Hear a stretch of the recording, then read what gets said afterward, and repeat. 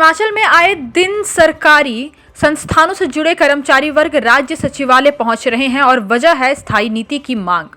शुक्रवार को vocational teachers का एक प्रतिनिधिमंडल राज्य सचिवालय पहुंचा। वोकेशनल टीचर्स राज्य सरकार से एक स्थायी नीति बनाने की मांग कर रहे हैं। वोकेशनल टीचर्स के इस प्रतिनिधिमंडल ने होटल पीटर हाफ में मुख्यमंत्री सुखविंदर सिंह सुक्खू से मुलाकात की और सचिवालय में सीपीएस आशीष बुटेल से भी मिले और अपनी मांग को सरकार के कानों तक पहुंचाने की कोशिश की।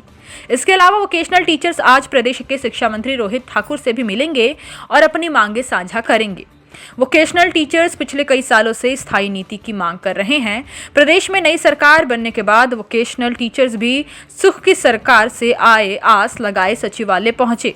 वोकेशनल टीचर्स वेलफेयर संघ के प्रदेश अध्यक्ष अश्विनी का कहना है कि वोकेशनल टीचर्स पिछले 10 सालों से प्रदेश के विभिन्न संस्थानों में अपनी सेवाएं दे रहे हैं। अश्विनी का कहना है कि निजी संस्थान उनका शोषण कर रहे हैं, ऐसे में वे इस शोषण से बाहर निकलना चाहते हैं और स्थायी नीति की मांग कर रहे हैं।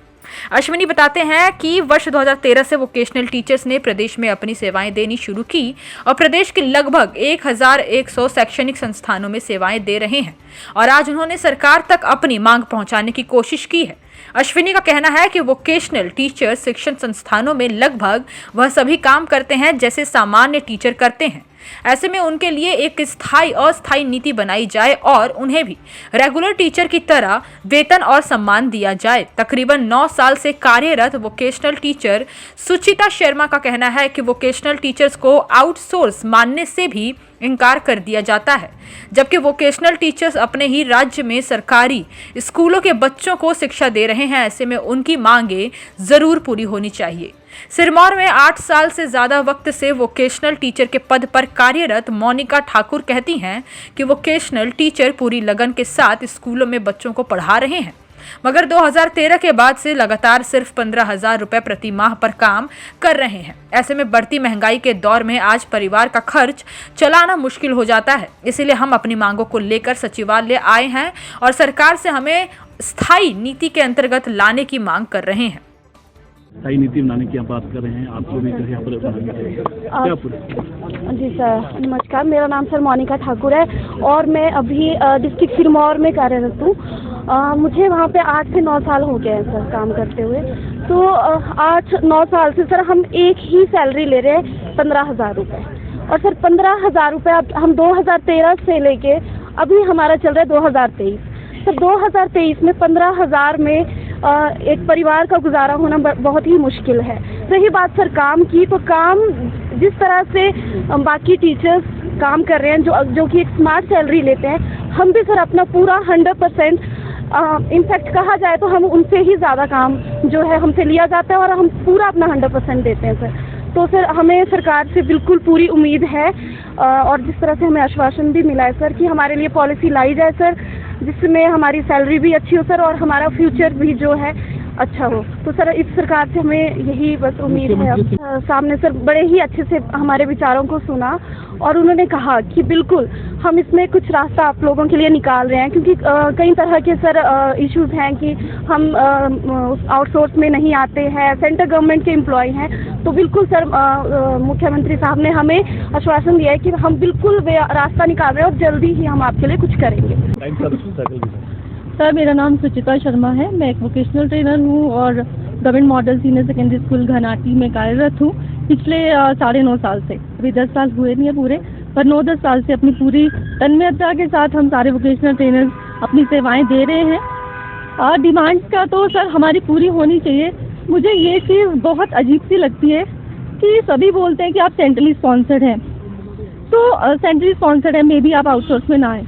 आई डोंट थिंक सो, क्योंकि हम लोग अपने ही स्टेट के अपने ही बच्चों को अपने ही सरकारी स्कूलों में सेवाएं दे रहे हैं, तो हम भी आउटसोर्स में आते हैं। अगर आउटसोर्स के लिए नीति बनेगी तो हमारे लिए भी बननी चाहिए। सेंट्रली स्पॉन्सर्ड का मतलब तो कुछ नहीं है इसमें। अगर स्कीम सेंट्रली स्पॉन्सर्ड है बट हम तो स्टेट के ही स्कूल में पढ़ा रहे हैं, तो हमारे साथ ऐसा भेदभाव क्यों सर?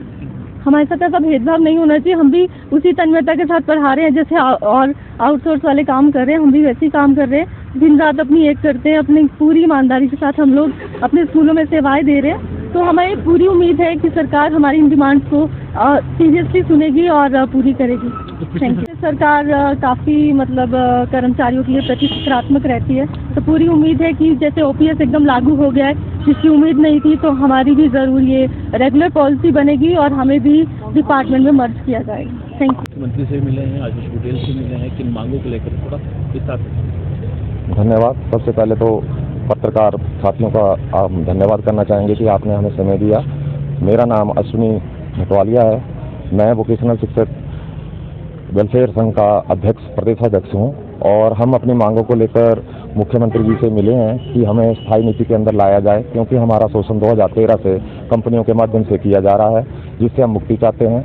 और अभी हमारा एक प्रतिनिधिमंडल आशीष बुटेल जी से ही मिला, उन्हें भी हमने अपनी मांगों से अवगत कराया है और आज ही के दिन हम अपनी मांगों को लेकर शिक्षा मंत्री जी के पास जाएंगे। अभी वो बिजी हैं, जैसे हमें समय मिलता है हम उनको भी अपनी मांगों से अवगत कराएंगे और उम्मीद करते हैं कि सरकार ने हमें सकारात्मक परिणाम दिए हैं कि आपके लिए कुछ अच्छा करेंगे, तो उम्मीद करते हैं कि हमारे लिए कुछ अच्छा होने वाला है। मुख्य डिमांड हमें स्थायी नीति के अंदर लाया जाए, क्योंकि हम सरकारी स्कूलों में शिक्षा प्रदान कर रहे हैं, तो हमें भी बाकी शिक्षकों की तरह उनके समान वेतन भी दिया जाए और उनके समान हमें सम्मान भी मिले स्कूलों में।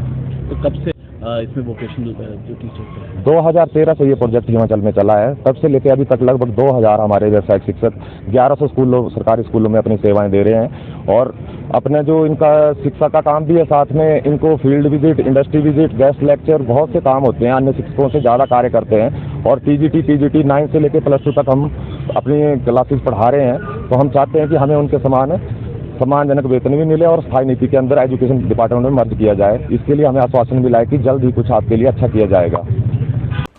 हिमाचल प्लस न्यूज़ के लिए शिमला से पुष्पेंद्र चौधरी की रिपोर्ट।